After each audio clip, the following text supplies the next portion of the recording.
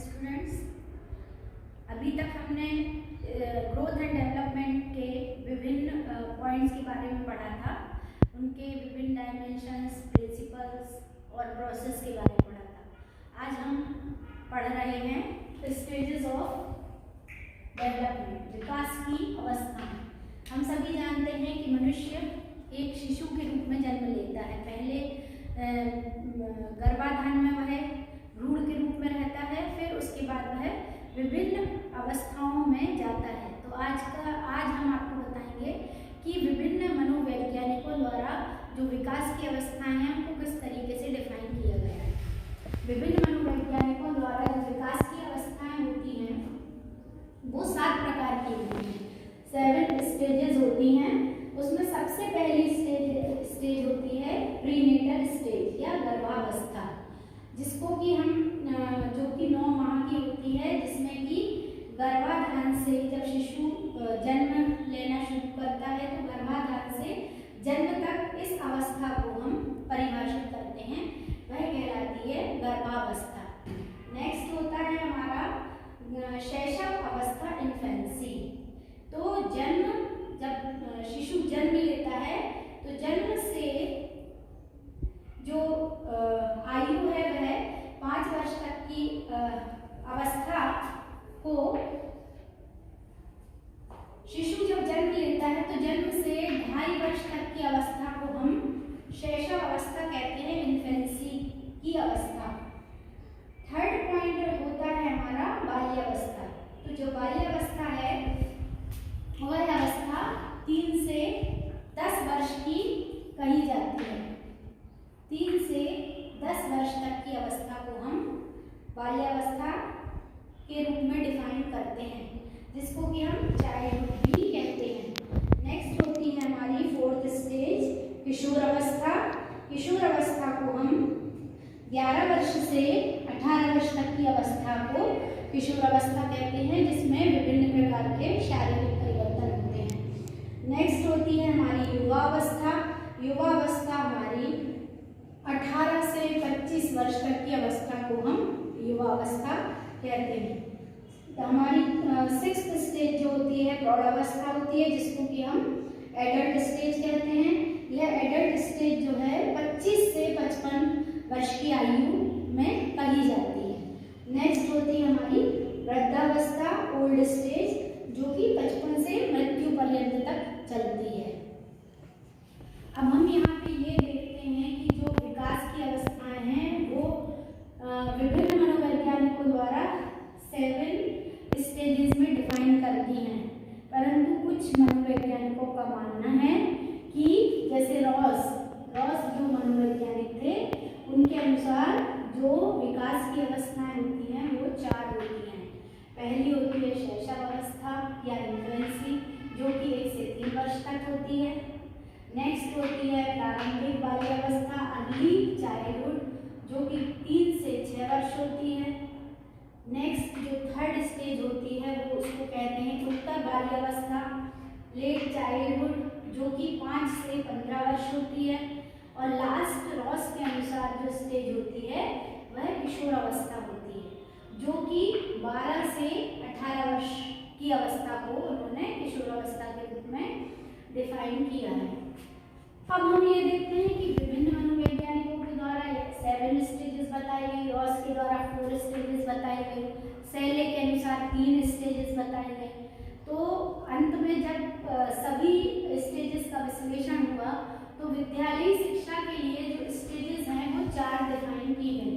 पहली की गई शैशव अवस्था, जो कि जन्म से 6 वर्ष तक की थी। सेकंड स्टेज थी बाल्यावस्था, जो कि 6 से 12 वर्ष की। 3rd स्टेज हमारी थी किशोर अवस्था, जो कि 12 से 18 वर्ष तक थी। और लास्ट जो स्टेज थी वो वयस्कावस्था कहलाई, जो कि 18 से मृत्यु पर्यंत तक थी। अब हम ये देखते हैं कि जो हमारी विकास की अवस्थाएं हैं वो विकास की अवस्थाओं में विभिन्न प्रकार के, जो हमने इसके पहले डायमेंशंस पढ़े थे, जो हमने प्रिंसिपल्स पढ़े थे, जो हमने प्रोसेस पढ़ी थी, वो सारी इस पर लागू होती है। चाहे मनुष्य की कोई भी स्टेज हो, उसके जो डेवलपमेंट है वह विभिन्न कारकों के आधार पर होते हैं। जैसा कि हम विकास के फैक्टर्स ऑफ डेवलपमेंट में हम ये चीज़ पढ़ चुके हैं। यदि हम बाल्यावस्था का यदि हम विवरण दें तो बाल्यावस्था के बारे में हम जानते हैं कि जो बालक की 3 से 10 वर्ष की आयु है वह बाल्यावस्था के अंतर्गत आती है। तो हम सभी जानते हैं कि 2.5 वर्ष की उम्र से जो बालक है वह विद्यालय में प्रवेश करता है और विद्यालय में प्रवेश करने के साथ साथ उसके विभिन्न जो डेवलपमेंट हैं वो शुरू हो जाते हैं। जैसे कि हमने सबसे पहला डेवलपमेंट पढ़ा था मानसिक विकास। तो किस तरीके से मानसिक विकास होता है बाल्यावस्था में, वह विभिन्न चीज़ों को पहचानने लगता है, उसको विभिन्न चीज़ों के बारे में ज्ञान होता है कि ये फल है, ये दूध है, ये पानी है। इस तरीके से वह बुक्स को देख के ये पहचान लेता है कि ये हमारी बुक है, ये हमारी कॉपीज है। तो जब हम बाल्यावस्था की बात करते हैं तो वह बालक के मानसिक विकास इस तरीके से होता है। उसी प्रकार बाल्यावस्था में शारीरिक विकास होता है जिसमें उसके विभिन्न प्रकार के अंगों का डेवलपमेंट होता है। उसमें शरीर के वजन के अनुसार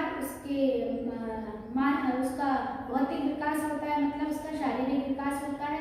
वह वाक्यों को बोलना सीख जाता है, वह किसी चीज़ के बारे में अपने विचारों को व्यक्त करता है और वह धीरे धीरे सेंटेंस बनाना सीख जाता है। इस तरीके से जब वह विद्यालय जाता है तो विद्यालय में उसके मानसिक और शारीरिक विकास को विभिन्न क्रियाओं के आधार पर देखा जाता है। जैसे कि उसकी एक्स्ट्रा एक्टिविटीज़ में उसे गेम्स में भाग लेने बोला जाता है, उसे कविताओं के माध्यम से या किसी टॉपिक को लेकर उसके बारे में कविता बोलना या चित्र बनाना या पेंटिंग के अलावा और दूसरी गतिविधियों में भी उसको पार्टिसिपेट करने के लिए बोला जाता है। तो इस प्रकार से हम देखते हैं कि जो हमारा मानसिक और शारीरिक विकास है वह बाल्यावस्था में किस तरीके से होता है। इसी क्रम को यदि हम आगे बढ़ा दें तो भाषाई विकास होता है। वह धीरे धीरे पुस्तकों को रीडिंग करना शुरू कर देता है, वह धीरे धीरे अपनी चीज़ों को एक्सप्लेन करना शुरू कर देता है। इस तरीके से वह अपने भाषाई विकास को सीखता है और भाषा का ज्ञान उसको धीरे धीरे होने लगता है। इसी श्रृंखला में यदि हम देखते हैं तो जो बाल्यावस्था है, बाल्यावस्था में नैतिक विकास भी होता है। जैसे कि स्कूल जाना है, विद्यालय जाना है, सुबह विद्यालय जाने के बाद अपने टीचर्स का आदर करना है, विद्यालय की गतिविधियां जैसे प्रेयर होना, सुबह की पीटी होना, एक्सरसाइज होना, उन सभी में वह बराबरी से भाग लेना शुरू कर देता है। इस प्रकार से उसका नैतिक विकास होता है। इसके अलावा सामाजिक विकास होता है, क्योंकि बालक अपने विद्यालय में उसने प्रवेश ले लिया है, वह अपने पहली पाठशाला से दूसरी पाठशाला में प्रवेश कर लेता है।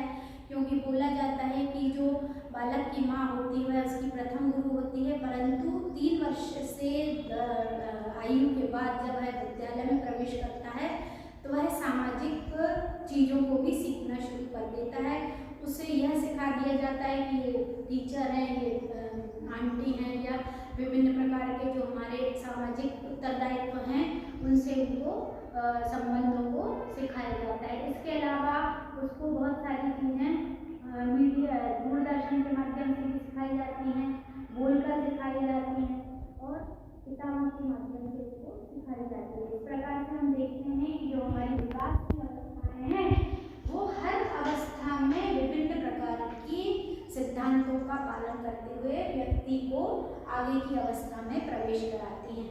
इसी प्रकार हम देखते हैं कि जब हमने 7 स्टेजेस के बारे में पढ़ा तो 7 स्टेजेस के बारे में हमारे जो विद्यालयी शिक्षा थी उस विद्यालयी शिक्षा में केवल 4 स्टेजेस को ही मुख्य माना गया, क्योंकि बच्चा जो है वयस्क अवस्था या किशोर अवस्था तक हम बोले तो किशोर अवस्था तक उसकी विद्यालयी शिक्षा कंप्लीट हो जाती है।